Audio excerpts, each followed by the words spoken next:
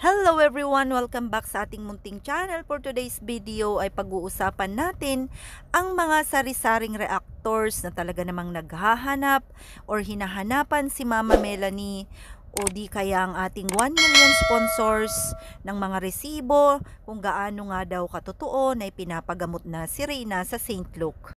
Bakit nga ba? Ano kaya ang point ng mga reactors na ito upang sa ganon ay busisiin ang mga kaganapan sa buhay ni Reyna sa ngayon? Kung kayo ang tatanungin, sana po ay makapag-iwan kayo ng inyong mga komento at inyong mga opinion upang sa ganon ay sana maliwanagan ang pag-iisip ng mga reactors na ito o mga supporters ni Reyna na talaga namang against sa pagpapagamot or sa pagkuha nga ni Mama Melanie upang ipagamot sa St. Luke si Reyna.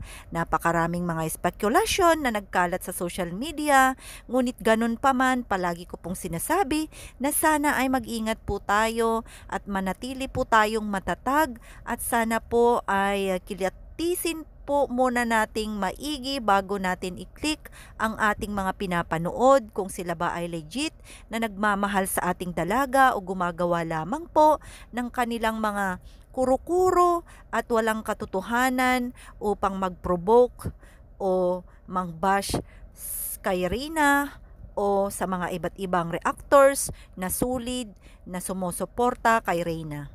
Bago nating ipagpatuloy ang video na ito, gusto ko munang magpasalamat sa lahat ng bago nating subscribers, sa mga nagla-like, nagsha-share ng ating videos at sa mga hindi pa nakapag-subscribe, sana po ay maisama nyo ang aking munting channel. Maraming salamat in advance.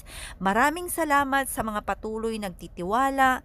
Maraming salamat dahil hindi nyo po iniiwan ang ating munting channel. At syempre gusto ko rin pong i-shoutout ang lahat ng mga iba't ibang grupo, lahat ng mga solid Reyna vloggers dyan. Maraming salamat mga individuals at mga walang sawang supporters, senior citizens, mga OFWs at lahat-lahat na talaga namang hindi nagsasawa araw-araw upang panoorin ang kwento ng buhay ng ating dalaga.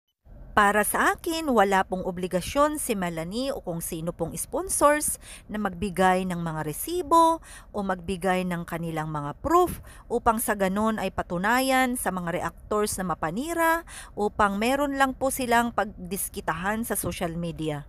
Sana magtiwala lang kayo sa inyong mga founders, sa inyong mga iba't ibang grupo na mga sulid na nagmamahal kay Reyna, maging sa lahat ng mga iba't ibang vloggers na talaga namang nakikisuporta at may pagmamalasakit sa bata kahit kailan lang nila ito nakilala at kahit kailan lang ito blinablog ng iba, ay naiintindihan nila ang kalagayan ng bata. Kaya maraming salamat po at salamat sa lahat ng may malawak na pangunawa at hindi lang manira sa kapwa.